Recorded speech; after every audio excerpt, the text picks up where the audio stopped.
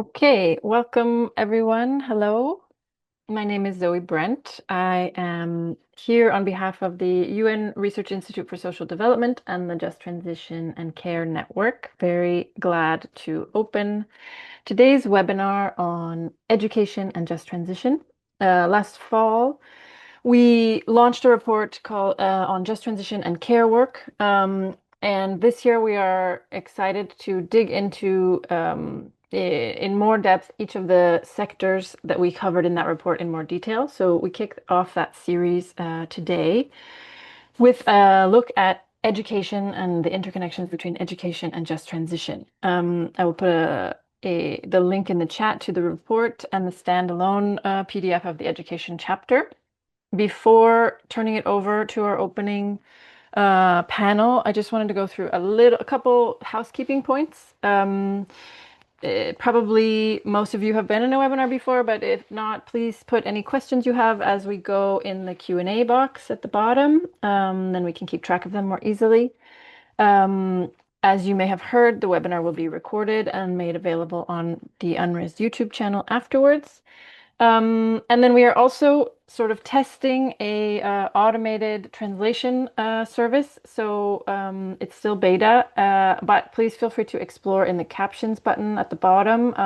Theoretically, all languages are available if you need translation. And also feel free to send us any feedback on how that went for you so that we can improve the translation capacities and accessibility of our webinars in the future. You can send feedback by email or through the exit survey, which will pop up automatically at the close of the webinar. So without further ado, I'm going to turn it over to Dimitris Stivis, professor at Colorado State University and coordinator of the Just Transition and Care Network, to open and offer some sort of framing remarks to get us situated in the conversation on education and just transition. Dimitris, over to you. Thank you very much, Zoe. Good day, everyone, and thank you for joining us. This webinar, as Zoe mentioned, focuses on one part of the Just Transition and Care project and its report that was published in November of 2025, that of education. The other cases are domestic and community care, environmental care, food provisioning, and healthcare. The project was launched in 2021, motivated by the attention to and importance of care workers during the pandemic. It reflects a programmatic intervention to connect the strategy of just transition, one of the crowning moments of labor, environmentalism, and eco-social politics, with the vast numbers of working people, mostly women and many migrants, who shoulder the demands of the pandemic and have been shouldering human production and reproduction across history. While the strategy of just transition was never intended to be solely about decarbonization and climate politics, it became connected to it during the last 15 years.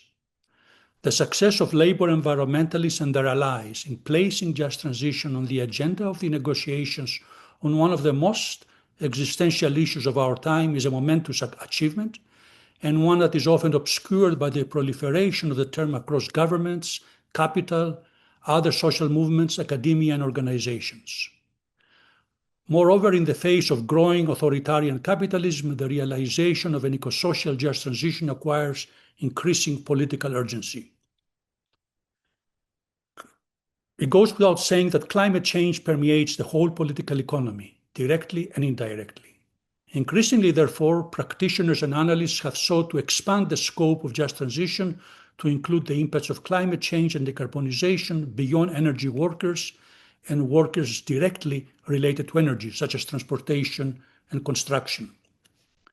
Our project recognizes that this is a productive and necessary broadening of the scope of just transition.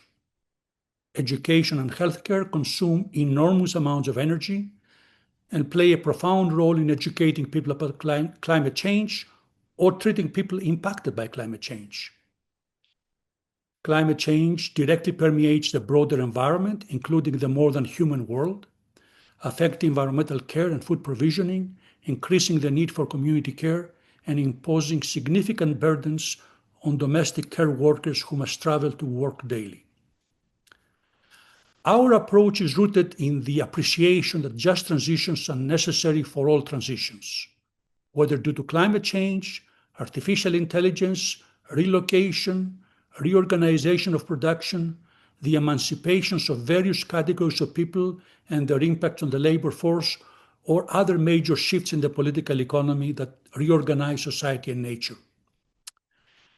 These transitions may be induced by energy transition, but they may also complicate it, as is the case with high energy demand for data centers and the impacts of AI on working people and the future of work. Across all these issues, our project is grounded in the appreciation that care work and care workers, mostly women and many of them migrants, waged or unwaged, are the largest portion of working people. Working people in turn, that is those people and their families that cannot survive without work, including subsistence food provisioning or in-family care, those people that cannot survive for more than a short period of time are the vast majority of human beings. Focusing on care work encourages us to reimagine work and workers in a more inclusive and realistic manner. It also leads us to consider just transition as an integral part of a deeply democratic public sphere that advances the long cause of eco-social emancipation and equality. So I want to thank Alana, Jenny, Kathleen, and Todd for collaborating with us and for being here today, and for Zoe for organizing and running this event. Gia will now provide more information on our methodology and our findings and recommendations with respect to education. Thank you.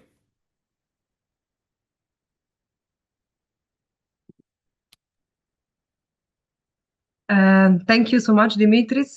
Good day, everyone. And again, thank you for joining us. So as Dimitri mentioned in the introduction, our aim with this report was to understand what a just transition look like when we place care worker, in particular care workers' needs and voices at the very center of it. So to do this, we adopted for this report the approach of a workers' inquiry, which in practice meant that between June 2021 and June 2023, we organized 5 online roundtables in which we listened to care workers themselves, from union representatives to leaders of grassroots organizations, learning from them, but also sort of creating spaces where the speakers could listen to and learn from each other. Each roundtable focused on one of the 5 dimensions of care work that we had previously identified, so domestic care and community care, food provisioning, environmental care, healthcare, and education. During these webinars, we heard from 17 speakers from 12 countries across Global South and Global North, with 10 of them sharing experience from Africa, Latin America, and Asia.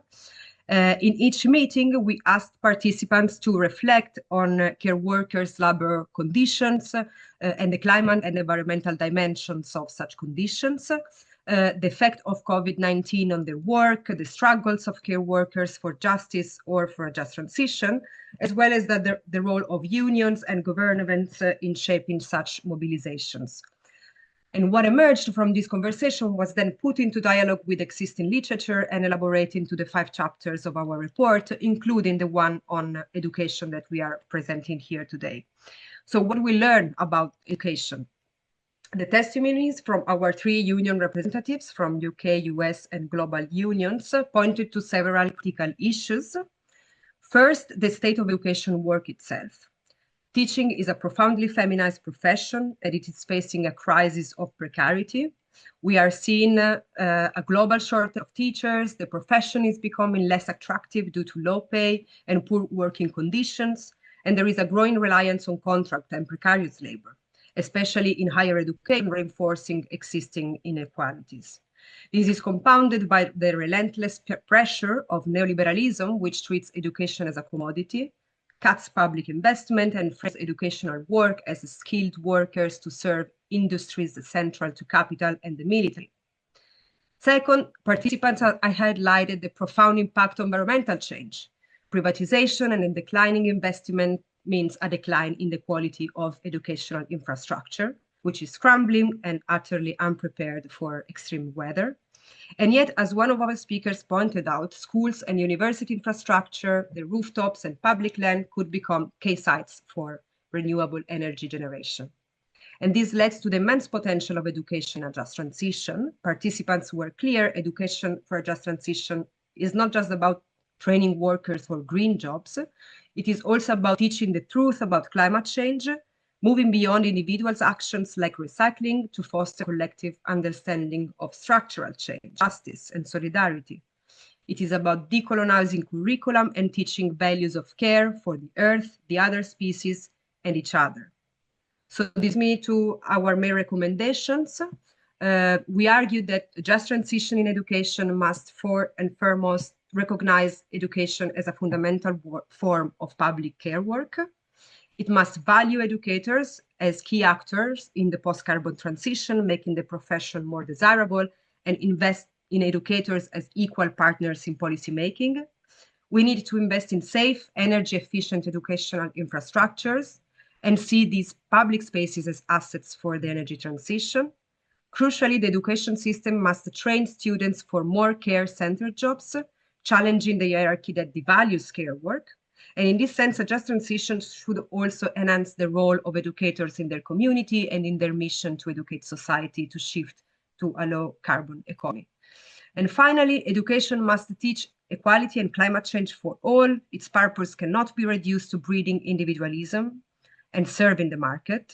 Instead, it must form well-informed, caring citizens who can actively shape a more just and sustainable world. So in conclusions, our inquiry shows that just transition is not necessarily for educational workers, it should be advanced by them. Their unions must be strengthened, being well positioned to resist privatization, organize precariously employed, and to champion climate justice within their schools and communities. So, yeah, this is all for me, but I am very much looking forward to hear from our guest speakers, whom I also want to thank once again for being here with us. So, thank you. Thank you, Jaya. Also, Just Transition and Care Network Coordinator and based at the University of Coimbra, which I didn't insert before she spoke, so I'll tell you her affiliation after. And now I'd like to turn to our panel of distinguished speakers we are very glad to have with us. Before I do that, I just want to encourage, as some of you have already begun to do in the chat, feel free to introduce yourself and where you're based. It's nice to get a sense of sort of the web of people engaged in this in these topics around the world. So thank you for those who have already shared. And we'll move now to our panel of four speakers. We asked each of them to reflect on and come to share with us today their thoughts on two main questions. One is to unpack a little bit how they are seeing from their perspective the interaction between education and just transition and the extent to which or how it may be mediated by climate politics. And then the second question we asked them was about sort of the political work that a report like this, or this report in particular, can do and how it might be used for mobilizing education workers and creating a more inclusive just transition framework. And of course, any other thoughts they have related to this issue, because they each bring a wealth of experience and insights. So we are looking forward to hearing from them. To get started, I'll turn now to Todd Vachon, who is an assistant professor of labor studies and employment relations at Rutgers University, and he also serves there as the director of the Labor Education Action Research Network, LEARN. He's written extensively about labor and climate justice. He also serves as vice president for higher education of the American Federation of Teachers in New Jersey, and is a founding steering committee member of the recently formed Environmental and Climate Justice Caucus within the AFT nationally. So we are delighted to have you and here with us, Todd, and hear your thoughts. I'll turn it over to you. Thanks. Thanks, Zoe, and everybody. Nice to be here with you all. Good morning, good afternoon, depending on where you are. Morning for me still. So yeah, just responding to the prompts that we were given. Obviously, there's a very strong connection between education and just transition, both in terms of what can be done to improve the sustainability of our education systems, but also in terms of the role that education must play in promoting and ensuring a broader just transition for all workers and communities. As one of the most essential forms of reproductive labor, education is an important starting place, I believe, for just transition. It's an already highly unionized sector where the workers are organized and accustomed to bargaining with employers, as well as advocating for policy in local, state, and federal governments. But it's also a sector that has already been alluded to as a huge consumer of energy. Public schools and universities use lots of energy. They generate considerable physical waste, but they also control an abundance of land space and rooftop space, which could be used to develop renewable energy infrastructure. In the US, where I'm most familiar with, most of our public schools are over 50 years old and desperately in need of upgrades or complete replacements, right? So it's the climate issue, but it's also just the day-to-day issues with experience of mold, lead in the water pipes. There's just very old infrastructure that needs updated. And these thousands of school districts all around the US, each of them operates a tremendous public bus system, a school bus system. So there's tens of thousands of school buses overwhelmingly burning diesel fuel to transport children back and forth to school, which is of course creating, greenhouse gas emissions, but also particulate matter pollution, which causes direct health impacts to the students who ride the bus, but also the drivers who have to drive the bus, and all of the workers involved in the education space are kind of confronting the ecological harm of that form of transportation. So the opportunity to both improve the quality of the physical infrastructure for student health and learning while simultaneously confronting the climate crisis is really tremendous, and it's difficult to overstate that. Many local teachers unions in the US have actually already started to do this, right? Advocating to have retrofits to their school. A big piece of this involves overcoming, getting to that climate politics question, is overcoming the inertia of who is benefiting from the existing system and identifying how we can share the benefits of a transition more broadly going forward. So a big piece of that in our context is working with the building and construction trade unions to make sure that any new construction and retrofits of schools are going to be built with union labor. And by doing that, we're able to build a broader base of support to push for those changes. So it's not just the teachers, but the teachers along with the students, along with the construction unions together advocating to update and improve our schools for health conditions, for climate conditions, and for increased learning conditions, which we always say in my union, our working conditions are our students' learning conditions. On the other side of the coin, education is also going to play a crucial role in training and equipping the future low carbon workforce, both in terms of green jobs, but also in low carbon sectors such as healthcare and other forms of reproductive labor and care work. We'll need the technical education to have a skilled workforce that can manufacture, construct, install, repair sustainable energy systems, as well as work in other parts of the low carbon economy, including education itself. These jobs must be properly valued and compensated for the transition to be just. As we've already heard, there's a shortage of teachers worldwide because the working conditions are getting more and more difficult. The pay has been stagnant for generations. We need to really think of ways that we can empower and uplift the care work and the low carbon parts of the economy, the areas that have been historically feminized areas of our labor market and undervalued because of the history of patriarchy and sexism, and really promote that these are the jobs of the future and create excitement about them for young people to go into these occupations, but also to ensure that they pay well. Additionally, we need to promote climate justice curriculum in our schools, which many schools in the US have already been working on. I saw there's somebody here from Massachusetts, so big shout out to the Boston Teachers Union and the Massachusetts Teachers Association, which have been working really hard to create climate justice curriculum at the state level in the state of Massachusetts. The Chicago Teachers Union has been working on that as well in the city of Chicago. So there's efforts underway being led by education workers themselves to make these sorts of changes, which I think is what we're going to need. As educators, we primarily work with children, adolescents, and young adults. They're the generation that's inheriting a less and less hospitable world as a result of our previous inactions of previous and current generations. So climate politics always going to interfere in our efforts to do the right thing, no matter how obvious and simple the solutions may seem. If there's moneyed interests involved, there's going to be some form of political struggle. So I was really pleased to be part of this report and contribute my thoughts from my perspective. I'm also the co-chair of the Climate Justice Committee of our faculty union at Rutgers University, where we've taken some action ourselves on campus. We partnered with the students and put on a climate strike in 2019, where we won the demands for the university to divest from fossil fuels, and also for the university to develop a climate action plan to achieve net zero carbon emissions.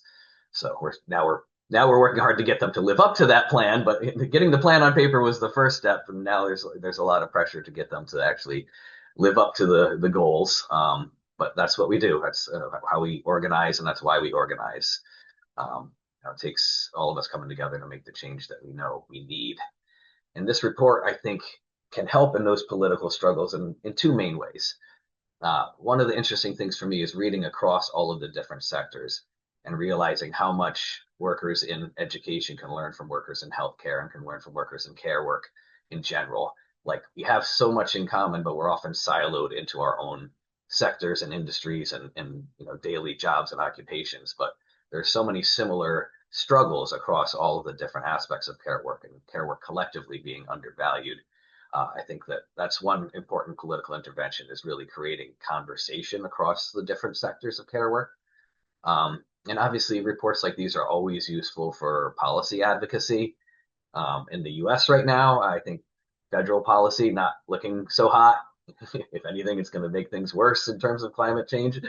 But there's a great diversity of political opportunities at lower levels of government, right? The states and the local and municipal levels are very diverse in terms of political possibilities. So I think using this report is a way to support advocacy efforts at all different levels of government where that change is possible. We can demonstrate that change is possible and demonstrate the benefits of change and then hopefully inspire others in other areas to do the same while simultaneously making real improvements on the ground for working people and communities, which is always a good thing. I think I'll leave it at that, Zoe, so let other folks have time to talk too. Thanks, Todd. Lots of thought-provoking and inspirational points you made. Just a reminder, as we go through and listen to our panelists, please feel free to pop questions or thoughts into the Q&A box, which we'll then revisit in the discussion period after this initial round.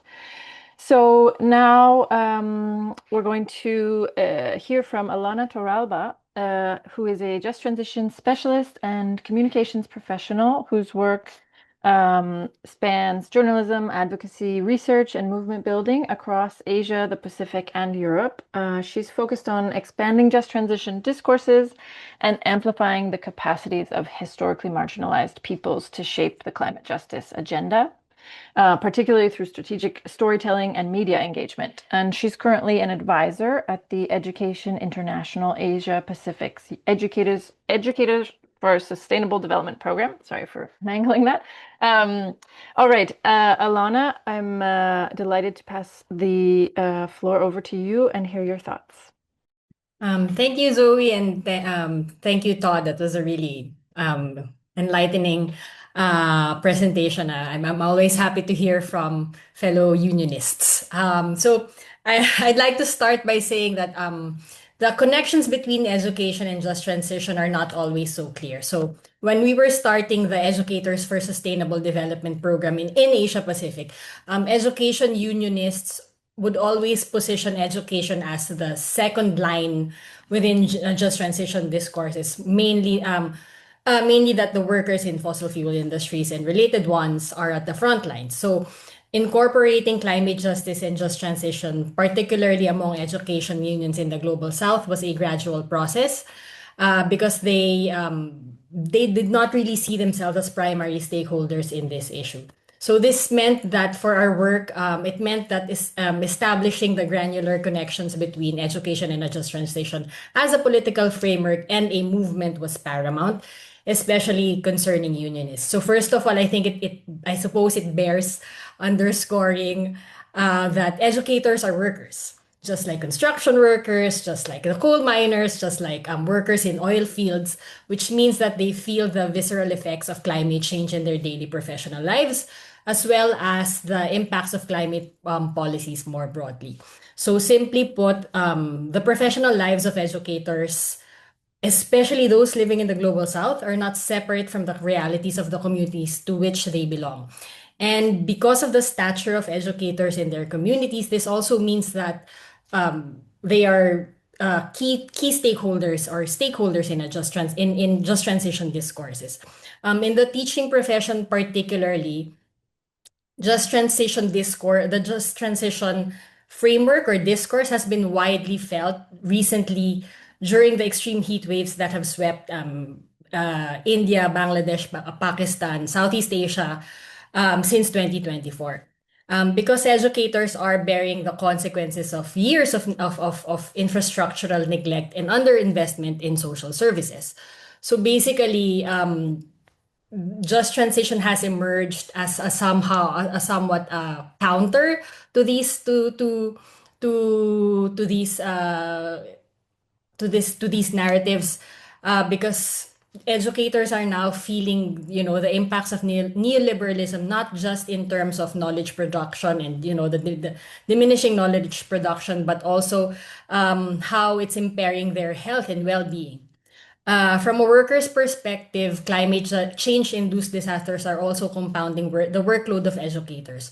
So this is quite common in the global south, where teachers are often shoulder tapped during disaster response, even as these educators are also victims of disasters themselves.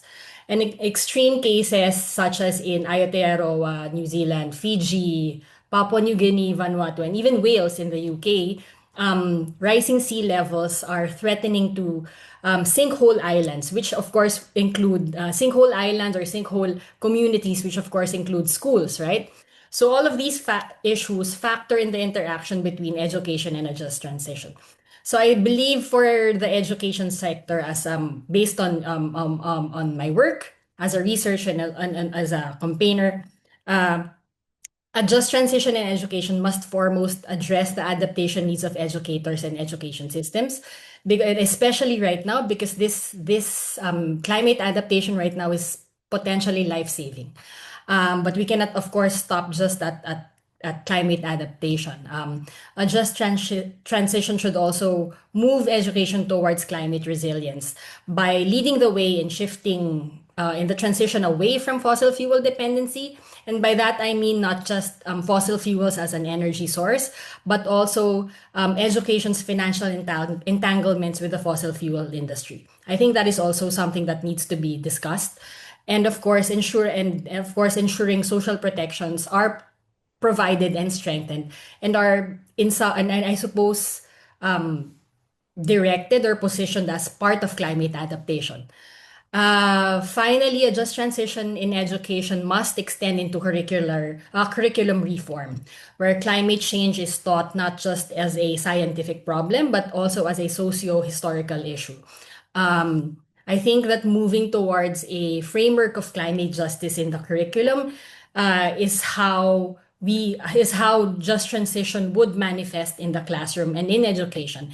And I think it's an important social investment for the future. In terms of the political work for this for of the study, well, first of all, I think I'd like to express my appreciation for today's event. I think it's always important to have these conversations, especially right now, and to sustain these conversations. I think that this study can mobilize more educators and unions to engage in the BELEM action mechanism for a just transition, which has just approved in the last COP, where education is already mentioned. And that is, I think, a really important opening at the international policy level. I think that the study can also drive the political positioning of educators in a just transition.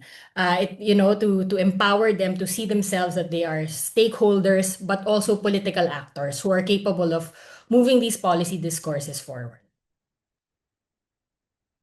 Thank you. Thank you so much, Alana. Again, really thought-provoking and great points. I hope we can circle back to those in the discussion period. For now, we'll move on to hear from Jenny Cooper, who's been a school teacher in London for 36 years and is currently Joint Secretary of Brent District of the National Education Union UK and Vice Chair of NEU's National Health, Safety and Environment Forum. Jenny has also represented UK trade unions at COP Climate Talks for the past 4 years and has been on the advisory panel of the Greening Education Partnership Toolkit for Schools, which came out of a previous COP. And she's also on the steering group of Green Jobs Alliance, working with other trade unions for a just transition in every sector. So I will hand it over to you, Jenny. Thank you for having me, and thank you to the previous speakers as well. Very interesting. And I'm afraid I probably will be repeating some of the same things because I sounds like we're all singing from a similar hymn sheet here. But anyway, so I'll start off with my I kind of made a little list of what do I feel the interaction is between education and just transition. And it's one of the things that I get asked quite a lot. And I find it very difficult to kind of narrow it down. And I think that's the issue. And I think that's why in the past education and care has often been missed out of these conversations, because it's such a difficult thing to explain because it has so many layers. So number one, it's educating for the just transition. So the educators that educate on the green skills for example, the renewable sector, but also educators educating for the low carbon sector jobs, which we would hope we would see more of in a low carbon economy. But will we? I'll come to that later. And then secondly, the bit about educating why. Why are we talking about transition? What is it that's happening and how do we cope with it? So for us as educators, and similar to those working in health and care professions, we're not dealing with things, are we? We're dealing with people. And therefore, we care equally about the people that we work with and for as we do about ourselves and each other. And it's very difficult to kind of separate those two things out. I mean, Todd did that little quote earlier about if you look after the educator, you look after the child or the student or whatever. And we always say that as well, value the teacher, value the child. So we feel very strongly that we want to be able to teach the truth about climate change in the context that we have nowadays where there's climate denial going on. We want to have the right to speak the truth about it and not to say it's opinion, but to be able to say this is scientific fact, it is happening, it is immediate, but also the truth about the psychological impacts and the anxiety that people are feeling in society and the effect that that has on their ability to pursue their education and to feel focused on the things that we might be being required to teach them outside that. Also with young children in nursery settings, which my trade union covers, having the right to kind of embed children in nature and do all that kind of nature connectedness and biodiversity type stuff, which puts people in touch with their, we would say their soul, but and to be able to kind of educate for a fairer, kinder world and one where we don't end up in the mess that we feel we're in today. So in that sense, we feel as though educating people on climate change actually has a massive interaction with communities and the just transition within communities as a whole, because we're talking about children, young people, parents, still caring about people once they've left the setting that we might have educated them in, etc. And then the next aspect of it for me is about the education workforce itself and our own just transition. So what happens to us as educators when there's an extreme weather event? Do we have emergency protocols in place, which mean we're clear about what our role is in those scenarios? And I mean, that also correlates with what previous speakers have mentioned about the resilience of the education systems. But beyond that, to what extent can we continue to educate in, for example, a classroom that's too hot for people to physically function in? And are there some people who are affected more by that than others? For example, older women in the workforce, which make up huge numbers in our workforce here. Also pregnant women, also disabled students, etc., etc. Are we equipped, part of our just transition, are we equipped for changes to the curriculum brought about by the changes that are happening in the economy and the new jobs that people might be being prepared for, and therefore the sort of changes to higher education that might come about as a result? Are we able to recruit the workforce needed for that, and can we retain them? And are there political reasons why we can't retain them? And then just very simple things around our terms and conditions, because obviously for unions, we're always concerned with people's paying conditions. That's how we came about in the first place historically. When we can't get to work because our transport system is not operating because of flood or fires, will we still be paid? Can we still look after our own families? If we can't, are we able to get to work at all? Are alternatives put in place? Are risk assessments done so that that's thought about in advance? These were all the kind of things we looked at on the Greening Education Partnership group, and all these kind of issues came out, up to and including anxiety and trauma faced by educators that we've heard about through Education International, for example, when there were repeated cyclones in parts of Zimbabwe, and there were schools that were destroyed, and the workforce and the communities were destroyed. But there were unseen impacts for months afterwards. For example, educators turning to addiction and not being able to return to their jobs because of that. And examples where the only people that stepped in to support them were their trade union representatives. So then just finally, the resilience of the education systems themselves, that's already been talked about before, so I won't talk about it more.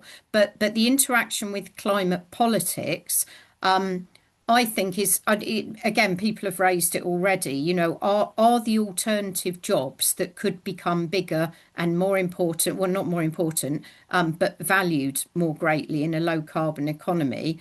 Are they valued? Are they sufficiently attractive to people to be able to encourage our students to move in that direction? Will they be properly contracted? Will they be properly paid? And will they have union recognition? And be included in the conversations about how they manage their own work. Similarly, with people in education, are teachers and educators given autonomy and freedom on the curriculum? If they want to teach young children through play and exploration about nature, and so people grow up understanding why they want to save the thing that's causing this whole issue, is that freedom and autonomy given? Do people recognise the expertise that's already in the classroom? And are educators included in social dialogue? Are they seen as passive partners during the just transition, or are they properly recognised as people without whom we can't actually have the transition operating properly at all? So, I've sat in repeated meetings at the COP climate talks where people have mentioned green skills, and the people's intention to deliver green skills. And I've heard this from business leaders, I've heard it from government representatives, but almost never with the educators themselves being part of that discussion. So this report is really, really welcome. We're really excited that education and care and health and all our colleagues in those sectors are included in this conversation, and that there's a big push now through this to get this conversation happening about just transition in care and education. I think it heightens awareness for people of all the different issues that are at play in education, the intersection between education and communities as a whole, and also the influence that education has on the future economy. I think it could be used, the report, by education unions to raise awareness amongst our own members of the centrality and importance of climate change and just transition as an immediate matter for them, and something that will and in a lot of cases already does affect their terms and conditions. But I also think it can be used by unions to lobby and enter into dialogue with governments, national and local governments, to feed into conversations about policy on net zero and climate change. We've had conversations in the past about the sort of artificial barrier that's put up between sometimes the Ministry of Education and Ministry of Climate Change, and this can be a way in which governments or local governments are encouraged to kind of bring those two together. And I think also that the report can highlight to all unions that unions need to come together, whether they're representing people in the high carbon sector or the low carbon sector or whatever, that everybody needs an equal seat at the table, because we're all only safe if everybody is safe. And I'll finish there. Thank you so much, Jenny. Great points as well. We'll move now to Kathleen Lynch, who is a sociologist and professor emerita of equality studies at University College Dublin and an adjunct professor in the UCD School of Education. She's worked over many years to promote equality and social justice through research, education, and activism. And she's also published widely on equality, care, and social justice. And before passing to her, just remind you to keep your questions and comments coming in the Q&A box before and after we hear from Kathleen, then we'll open it up for more discussion. So Kathleen, I turn it over to you. Thank you very much. Thank you for the opportunity to speak. I won't repeat, I suppose, what the trade union people have said, although I'm very mindful of it. First job I was in at 19, I was fired for trade union activization, so I'm very familiar with trade union life. But I'd want to say maybe to put this in the context of maybe wider socio-political issues that affect the just transition. And one is, I suppose, the fact that the mind is a site of political struggle. And education, if you look at the work of Althusser, the French sociologist, makes the point that religion, the media, and education, or the family as well, are major centers of ideology. Education is the only center that has some democratic control. So I think it's absolutely essential that education is central act and part of the just transition discussion, because it's the only place left in the world where we have some degree of autonomy in intellectual formation, ideological formation, political formation of consciousness. So I think that's a very important thing. But I'm also conscious of the other contexts. For example, that at the moment, yes, I believe there will be progress. I mean, we have to be very positive about that, because what I'm going to say afterwards maybe just sounds like very critical. But like in 1950, there was only 47% of the children of the world aged 5 to 14 were in school. Now it's almost 90%. So we have made progress. Humanity can make progress.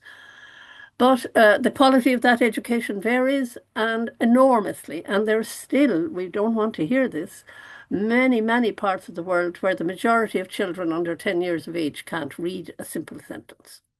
And in fact, because of war at the moment, war and increasing militarization, more than 1 in 6 children globally, which amounts to a few 100 million children, have no education. So let's put it in context. There won't be a just transition if people are being killed and if there is a militarization of the world. So I think that that's something that we can't detach these debates from the realities of power. And let's face it, I've written a book on care and capitalism. I have just a book coming out now called Beyond Human Capitalist Education. And we have to face up to that and not talk about it as if it's something that has nothing to do with the just transition, because it's billionaires run the world. I mean, that is a fact. It's not wishful thinking. It is a fact. So I would say, yes, we have to confront those realities. So one thing I would say, first of all, is in relation to care being an alternative narrative. I actually believe that that's hugely important. If you want to take on the vested interests of global capital, which is concerned with power and money, primarily, that's what it's concerned with, then we need an alternative narrative about the human condition. But the problem we do have to face is the abject status of care. The reason teaching is going down in status, healthcare workers, unless they're in the higher profession, so-called, people don't want to do those jobs because they're badly paid, because the care work that they is not valued. And the care that we need to sustain the earth, to sustain people in communities that are dependent on their livelihood on basic foodstuffs, that there is no value placed on that care work. And I think that's a very, very big issue, because, and we have to face the reality of Western colonization and the colonization of the mind that comes with the view of care. Because the Western view of care has been, from the time of Descartes, that it is a natural work that comes to women. It's not something you need education for, because it's not regarded as mind work. It's regarded as res laborans, handwork, work that doesn't require the human mind. And that denigration of care work, whether it's the care work of healthcare workers or teachers or people looking after their families or community work, is very deeply embedded in education. I'm sorry, but I am very critical of the internal politics of education. Not everyone treats it as this black box, as if everything was fine within it. Education is not fine. Education, as it stands, is built currently on neoliberal value that the value of the person is dependent on their human capital bundle. You will get a job if you have a well-certified bundle of human capital. And if you read the OECD, it's very explicit. It says the job of education is to educate people to be primarily entrepreneurial, self-interested and entrepreneurial. So I have a question to ask in this group. How can we ever have a caring world, care of the earth, care of each other, care of the environment, if all we do every day in school and in college is educate people to compete and to win? Because that is exactly what we do. We quantify their qualifications, we quantify their grades, and we rank them. And then we wonder why children don't like school. Would you like to go every day to work and be constantly graded? But that's what happens to them. And what I'm saying is the competitive, individualistic, market-led culture of schooling, which is pretty universal around the world, is one that produces people with dispositions, cognitive and psychological and emotional dispositions of self-interest. Because we don't reward children for cooperation, we don't test them collectively, we rarely have, I ran a program, I should say, a master's program for 11 years. We did not rank our students. You either got your degree or you didn't. But that is an outlier. That is not the norm. So what I'm saying is we can talk all we like about well-intentioned things outside of education, but the culture of education itself is deeply capitalistic. And it produces people who are very, as you, even somebody, Jenny, I think said there, oh, we get our salaries paid anyway, even if we don't come to work. You know, if there's, the truth is, professionals need to look back on themselves, I would say, about academics. We need to look back in ourselves and look at our own professional self-interests. Because much of what we do, if we talk about people learning to care for one another, how can you learn to care for one another if you spend 14 years of your life, if you're in this part of the world at a minimum, in a situation where what you learn to do is to outcompete your friend or your colleague, to get the higher grade, the higher mark. So what I'm saying, if we want a new care-led world, including care particularly, I don't hear talk of other species, but I'm very concerned about the lack of care of what I call non-human animals, which are used and abused all over the world without any discussion. There's no program hardly on education in any schools about that, as if there were no other species on the earth other than humans and the earth that feeds us. So if we want to have that kind of, we need a new epistemology and a new understanding of what education is about. And that is, you know, we need to enter it what I call epistemological humility and recognize that the way in which we have come to know the world is non-relational. When you study a subject, let's say you study physics or you study chemistry, you do not study about how the products that you create are used and abused to destroy the world. You don't learn about the consequences of your knowing and the use of your knowledge. You learn what it is to know in the here and now, but you don't learn its history, nor do you learn what we know will be its future. For example, making parts for drones that kill people. You make parts for them. You provide the technology. It's academics provide the science. It's academics who train people to write algorithms. But we don't educate people to think about the consequences of that. We educate them as if knowledge existed in the abstract. And I can't go into the history of this thinking because, of course, it has a long history in Cartesian rationalism, but it is this view that the individual is supreme. And the individual is a non-relational individual. It is not just, it doesn't exist in relation to how their life or their livelihood and how it will impact on other people. So what I would say, we live in a world that is care and relational disregarding. And until education internally radically revises itself, for example, I would say the first thing we have to do is to stop ranking human beings. We know, for example, I'm reading research lately in Korea, or in many countries, there's major mental health crisis with young people. And young people aren't just disillusioned with the environment, they're disillusioned with education. They feel they're made failures. Children with disabilities, or, for example, neurodiverse, people who don't work at speed, because education is done at speed now. And if you don't do things at speed, you're regarded as stupid. One of the great gifts of eugenicism is we have all these false ideologies of intelligence. So I'm saying if you want a new way of thinking of the world that is climate aware, climate just, then I think we also need to look inside the system of education itself. Sorry, no, if that may sound negative, but I think that is the reality of the world that we live in.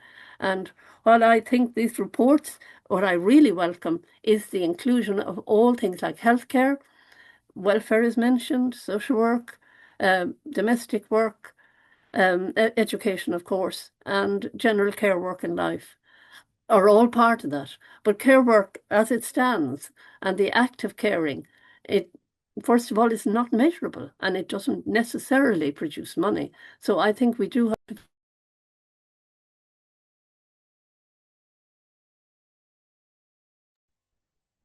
Thank you so much, Kathleen. Your last couple words were muted on accident. I'm not sure if you would like to close the last sentence once again because we didn't hear you. But oh,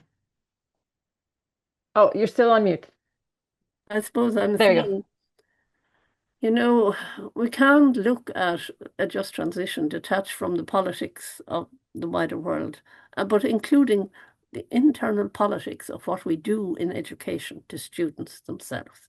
It's like it is taken as a given that we enable students to compete. And then we wonder, why is the world not a caring place? That's what I'm saying. Thank you so much. Okay. Thank you for your thoughts. I see the Q&A box buzzing. I think you've inspired and provoked all four of you. Lots of thinking from dynamics of labor organizing, conditions, impacts of climate disasters on education, workers, on students, on infrastructures, and also thinking more broadly about the mind as a site of political struggle. So thank you all for these very thought-provoking first thoughts. I'll turn it over now to Rocio Hiraldo, based at the University of Oslo, also a Just Transition and Care Network coordinator, to facilitate about a half hour of question and answer discussion. So Rocio, over to you. Hello, everyone, and thank you very much for all your interventions. I really like them. We have a few questions, but please do write them. We have at least, as Zoe says, at least until 55, so we have half an hour. We have a first question from Tatiana, and she's asking the level of involvement into the report. I think she's from the United States. Um, on the level of the report, the level of involvement of the report or the research with our union affiliates. She's talking about her union because she's on unions related to occupational safety and health. So NIOSH and COSH. So maybe Todd can answer that, or Yeah, I mean, not yeah, totally clear. or just other people in the report. Yeah, maybe some of the authors might be able to address that a little bit more on how you source for the different unions. But I certainly I was consulted and interviewed and participated in the group discussions around the issues as a AFT leader from the United States. So that was the perspective that I brought into the report and into the interviews for the research. But I don't know if Demetrius or any of the authors want to speak more on that.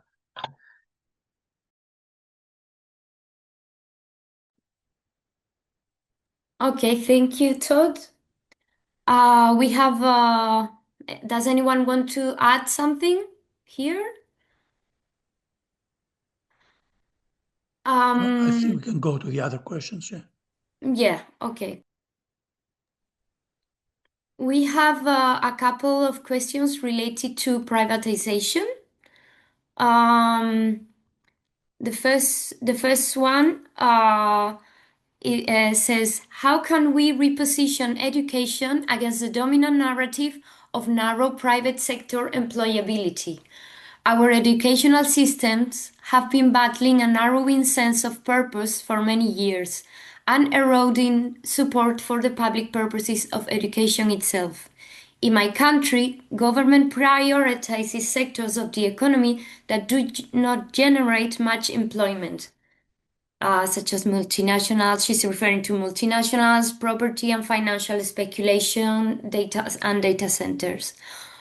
While constantly reiterating that corporate employment is the only kind of employment that exists. The large public and care sectors are not promoted, and education is perennially presented in a very fatalistic and negative light as something that is not worth it. So, and the other question, which is short and very much related, it says, can you please elaborate more about the effects of privatization? So I leave it to you. Who would like to respond? Okay, Jenny, go. I think that's a really good question, and it relates to some of the things that Kathleen raised in her section earlier. So I don't think it's only in whichever country that is that the person has submitted the question from. I think we're aware of privatization and kind of the grabbing of the public sector estate by, those in power and stuff all over the place. It's definitely the case in the UK. And because of that, we've seen a kind of lowering of the level of kind of democracy in the education sector. So where we used to have, accountability of kind of elected local politicians and things running our kind of education sort of structure in our different towns and cities and counties and all the rest of it, that's often not the case now. It's often one private company running a whole chain of schools that, possibly doesn't allow trade union recognition and what they say goes kind of thing. And then the kind of smaller companies also running schools take their lead from those bigger companies rather than from the kind of more democratically run sort of state-run system. And I think that's why we see the things that Kathleen was talking about before, about the individual reigning supreme and education being seen as something where you need to have, league tables and people being pitted against each other, because it's being run like a private business is run. It's there essentially to make money. And I mean, the schools, the kind of multi-academy trust school system that we now have in the UK, which has taken over in almost every area massively. Although people sometimes argue that's not privatisation because they're still state-funded schools, the reality is that the people at the top of those companies running those schools are creaming off public money given by the state, which is intended for children in the classroom and the staff working with them, being creamed off into really high salaries of the pockets of the people running them. And that's a major issue for us, and one of the major things that we're campaigning on. We are also constantly campaigning against league tables and all the things that Kathleen raised before.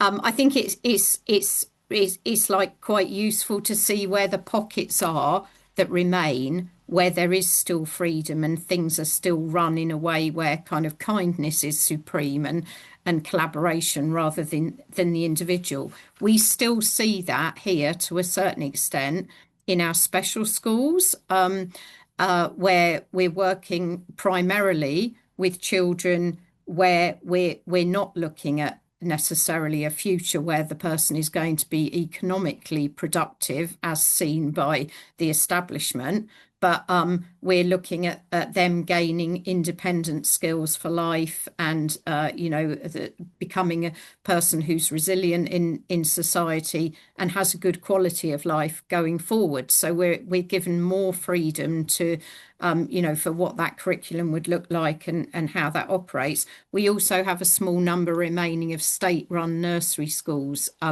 in the UK, which are currently under threat, and that's another one of our campaigns. But within those state-run nursery schools, we still see a completely child-led pedagogy operating, which then has legacy for those children as they go on into the state sector. But the other thing that I just wanted to raise as well is that we have to remember always that many of our educators are also parents themselves that have children affected by the system as it is currently in education. They're affected by all the wrong decisions and the direction that education has gone in. And many of them are themselves on the breadline and in situations of poverty because of the way wages have gone and the fact that they can't afford housing near where they work. And I'm going off into a ramble now, so I'll stop and let others speak. Thank you very much, Jenny. That was great.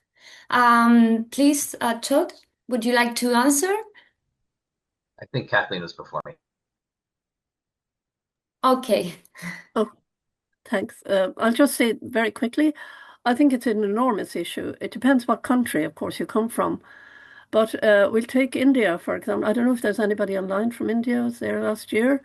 It has become a major problem because it isn't just control. It's also that with privatization and for-profit education, the public sector is being diminished. And nobody wants to be educated in the public sector because it's under-resourced, because the private sector can invest at will, call on parents to invest, give more money. So you're creating a very large divide in a country that already has divides, and it's happening in many countries, of course. Many countries, including our own, has a small private, but it's not completely private sector. We don't have a completely private sector. So I think that's an enormous issue because it's going to create huge divergences of quality in education. Huge, because if it's set up even privately, and it is almost always run for profit as business, as you've said, Jenny, those are almost always run for profit. So I would say that privatization matters as well because there's no accountability.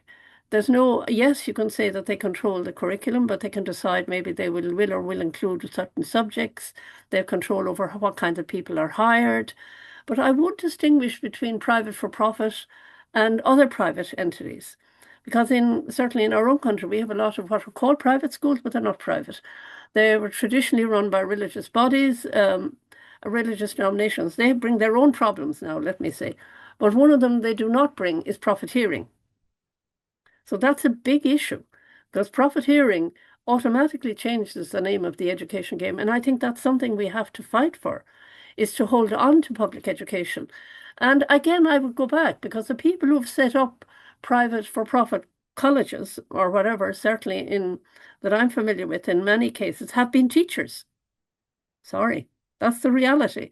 Capitalism isn't only the preserve of the financial and political elite. The capitalist culture that pervades public consciousness. We have a number of these, what we call grind schools. They have all been set up by teachers who have gone into business. So I think you're talking about a bigger issue there of how we educate our teachers. Who are they and what do they want to be? Do they see themselves as people who are waiting for an opportunity to privatize and profitize on education? Because that's another dimension to it. But I would say absolutely, it's hugely problematic from the point of view of social class, ethnicity, in particular, because in certain countries, if you have privatization, you will have no education or very poor quality education. And that's happening in many countries around the world. It's happened in Pakistan. Again, I don't know if there's somebody online. And as somebody said here online, it's a hugely profitable business once you desecuritize teachers. You don't give them pensions, you don't give them security, give them short-term contracts. It's already there in Phoenix University in the United States. I think it's 95% of the staff are temporary. And I think therefore it's very, very problematic, but not just from the wages and conditions, but also in terms of what kind of culture is in those organizations. Once you start educating for profit, you don't want people who are going to fail in school, because they are a liability and they're bad for your image in the public domain. Thank you. Thank you very much, Kathleen. Todd, would you like Yes. to? I don't know what it looks like in other countries. I'd be curious to hear, but here's just to paint a picture what the experience is of a college student at most public universities in the United States.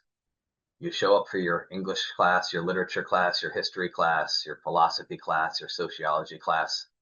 It's in the most rundown, crumbling, disinvested buildings on campus. You look across the other side of campus, the School of Pharmacy, beautiful, big new buildings. The School of Business, big, beautiful new buildings named after the corporations that paid and financed to build that infrastructure. So just the experience of the student walking into a privatized university is what's valued, what's not valued. Where are you getting the better quality education? Am I in a classroom where we can't open the windows and it's 93 degrees and we're all sweating our butts off? Or am I in a nice brand new modern infrastructure classroom with all the greatest teaching technology and good air conditioning? Those are the School of Business, Engineering, Pharmacy, all of the ones that are funded by the corporations, because the disinvestment in the public sector has left the rest of the university to crumble.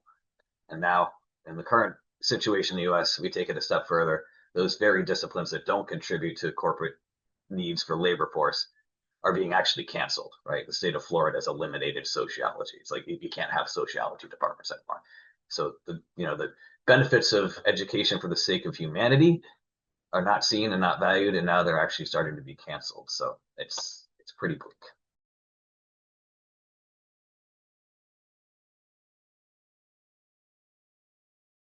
Thank you very much, Todd.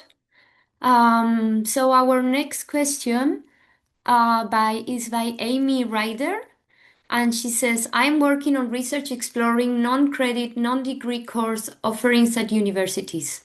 How do you envision this conversation plays a role in universities providing training for new skills, potentially at a faster pace, and agility in adapting course offerings to meet the skill development needs as people transition from energy-based work to other fields? Would you like me to repeat that, or is anyone?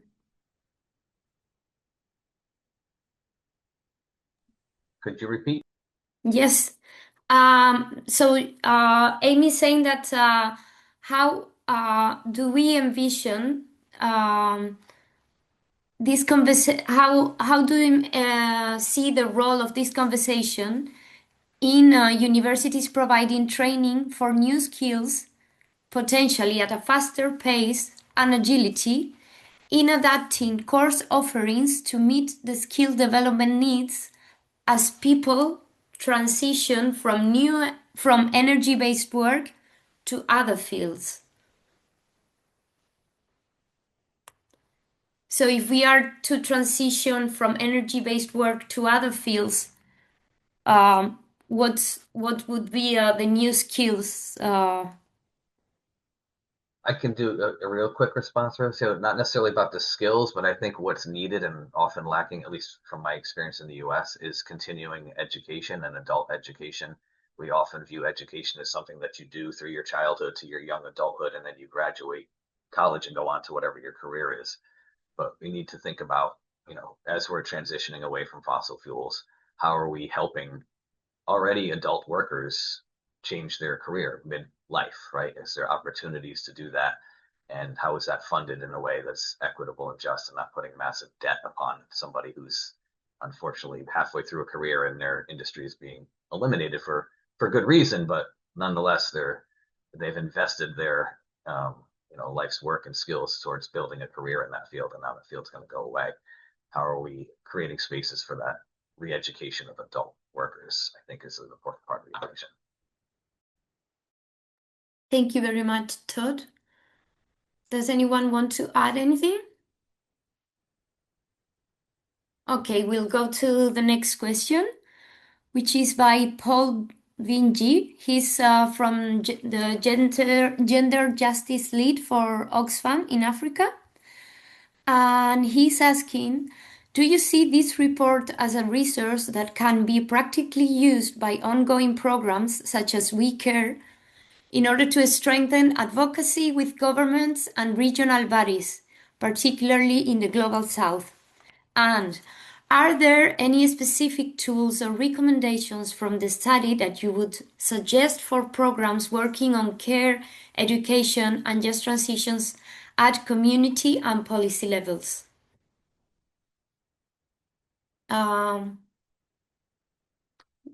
Would you like me to repeat the question or?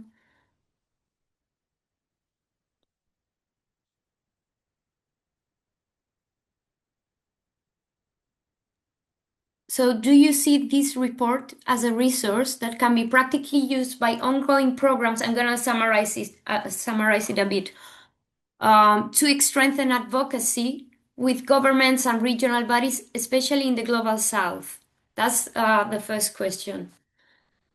And then if there are any specific tools or recommendations from the study that we would suggest for programs working on care, education, and just transition at community and policy levels.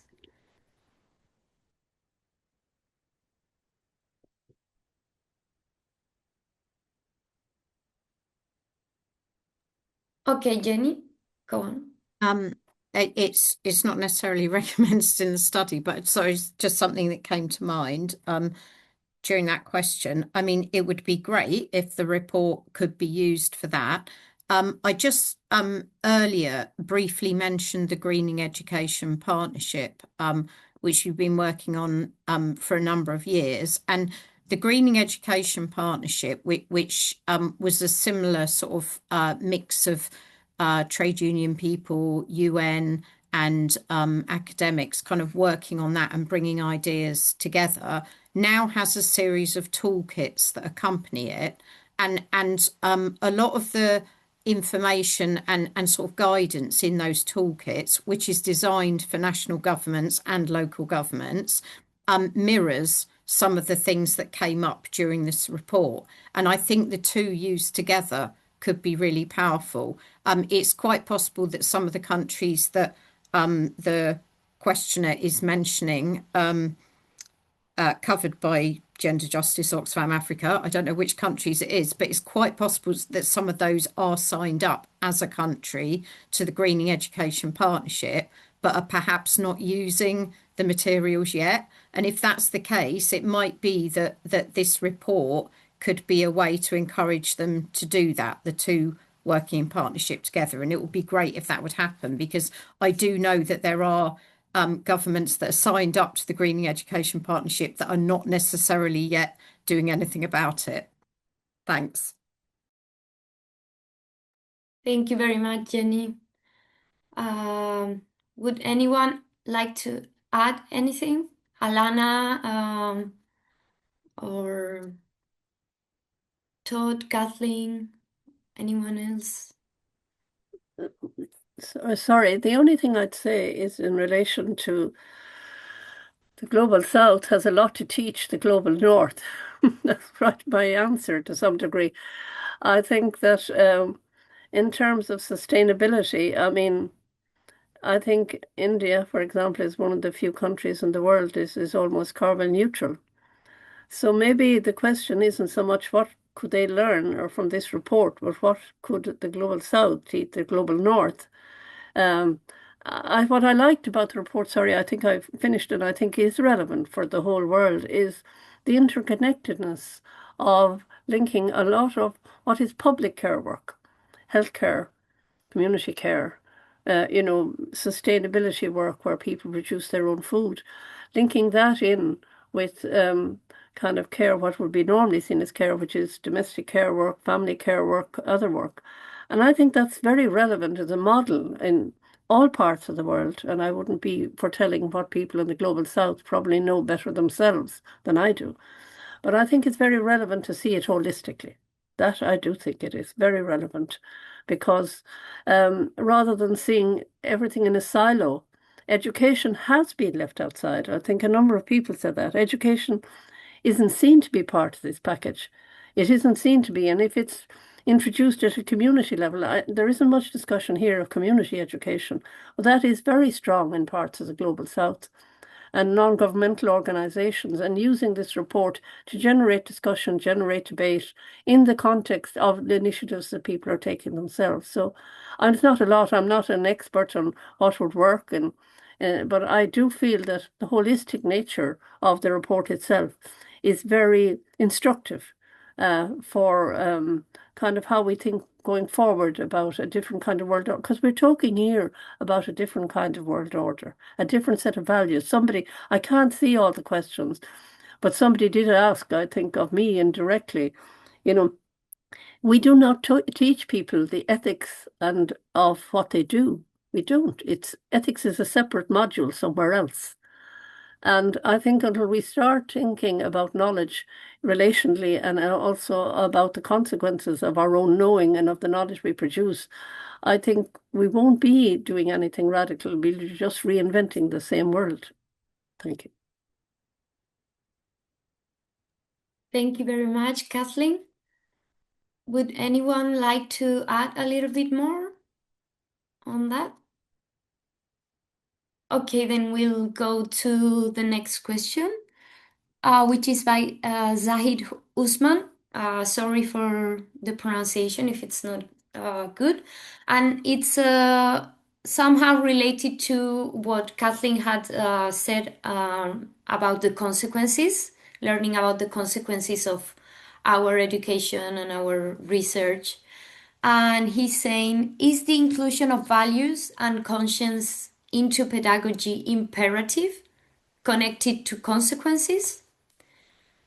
And he adds, do the consequences of education make the inclusion of values and conscience in pedagogy imperative?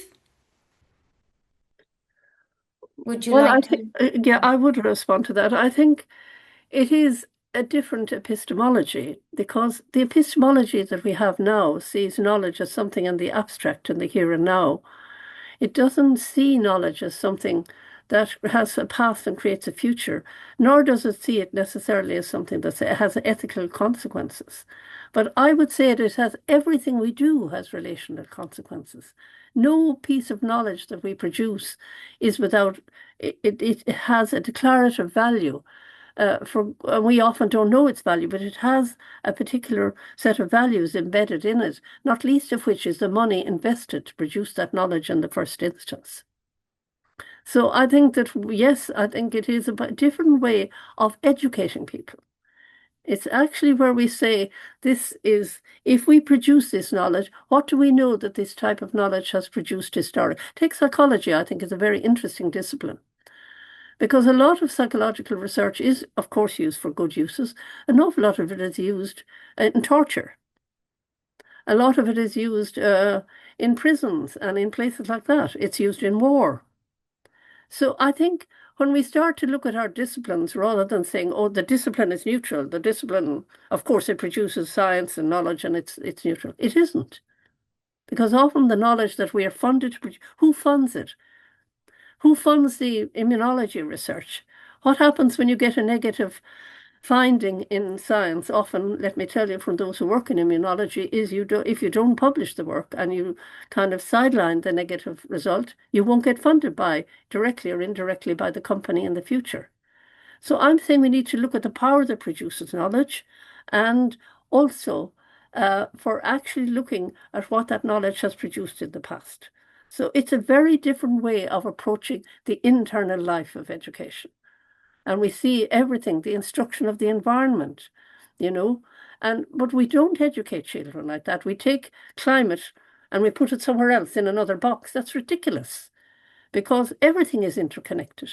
Every human being, every plant, every species, every insect, we are all interconnected. So that's what I would say. I think much more, we'll say, I saw somebody online for Ubuntu education, and I see somebody from Sri Lanka. people understand much more than that in the West. We have lived such a highly privileged colonial style life. We don't see the consequences because we're not educated to see them. That's what I think. And we destroy other people's lives by living way beyond our means and way beyond what is realistic in terms of the sustainability of the world holistically, including its people. Thank you. Thank you very much, Kathleen. That was great. We have a last question from Estefania. I think Jenny wanted to respond to the previous question. Sorry? Oh, Jenny, yes, go, yes. Oh, sorry, thank you. Yeah, I just wanted to add something to that, which was one of the debates that we've been having with the government here in the UK is around education, whether education is there to impart knowledge or whether it's there for behaviour change. And I felt that was relevant to the last question that was asked, because that's the direction that school education has gone in over the last sort of or probably more than a decade, 15 years or whatever in the UK, has been around having this body of knowledge that every child must be pumped with. And obviously we know who decided what body of knowledge was the important one to pass on. It was their history, their geography, their music, whatever.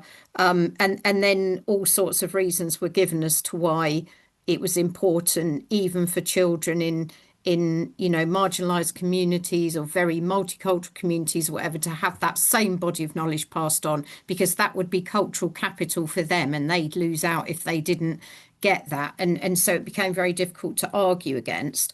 But in relation to climate change education, we've been pushing to be able to have this idea that the reason you educate people is for behaviour change in the future, not so that they just know that something is a fact and then do nothing with it and just accept it or get anxious about it or whatever. So previously we've only been allowed to actually teach about climate change as fact in science and geography. And even then, we've had to present opposing opinions to a certain extent. We've now got this curriculum review happening, which is going to make some changes, but not for a few years. It's all happening so late. We're hoping there's going to be some change there. Things are going to be brought back, like, for example, citizenship education, which I think is a really important thing, because that's the type of area in the curriculum where children are free to discuss what they feel about things, not just what they know about things. And these are things that I had as a child growing up and don't seem to exist anymore in schools. But going back to us being able to learn lessons as well from the global south, rather than feeling as though we're the ones to sort of tell them something, what I would say is that loads of the really good examples I've seen of climate change education where it educates children for change is through Global South colleagues that I've met through Education International, where they're actually getting groups of children and students to make massive differences in their communities, but it's led by school. So thanks. Thank you, Jenny. I'm going to jump back in since I have the unfortunate task of making sure we end on time. I did see your hand, Todd. Do you have a quick 30-second final thoughts before? I could say it like 15 seconds. Yeah, please. All I was going to say is presenting and reinforcing values is embedded in all education, whether we're consciously doing it as educators or not, right? If we think we're not trying to present some kind of value or perspective, then what we're in fact doing is actively and tacitly supporting the status quo. Very well said. Important point. Thank you all for wonderful insights and thought-provoking contributions from our panel.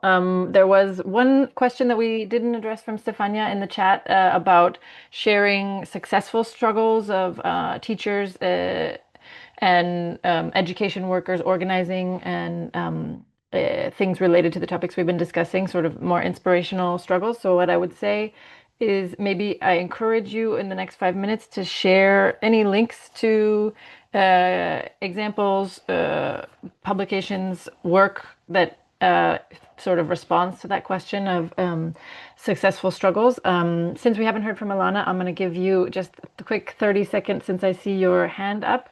No, just And then, oh, please go ahead. just regarding the contributions in the Global South, there are plenty of examples actually in the Global South, particularly around battling heat stress in the classroom. So I'd love to talk more about it, but I'll just send you an email. Wonderful, thank you. And we will, if you put any kinds of links or resources in the chat, we'll share the transcript of the chat with all of the participants after the webinar, so you can have access to those information.